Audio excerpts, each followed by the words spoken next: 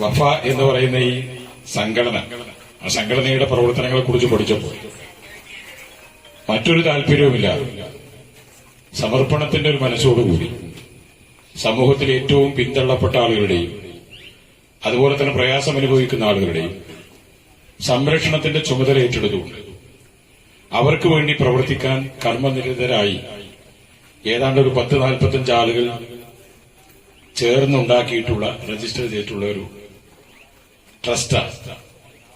ആ ട്രസ്റ്റിന്റെ പ്രവർത്തനത്തിന് നേതൃത്വം കൊടുത്തിരുന്ന പ്രധാനികൾ അവർ പലരും ഇന്ന് നമ്മോടൊപ്പം ഇല്ല.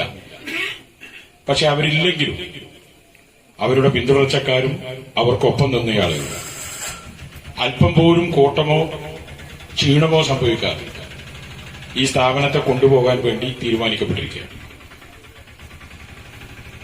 പിന്നെ ഈ സ്ഥലം നൽകുന്നത് എന്റെ പ്രിയപ്പെട്ട ഇളയമ കൂടിയാണ്. ഈ സ്ഥലം നൽകുന്ന അത് കുഞ്ഞാപ്പാക്ക പറഞ്ഞപ്പോഴാണ് ഞാൻ അറിയുന്നത്.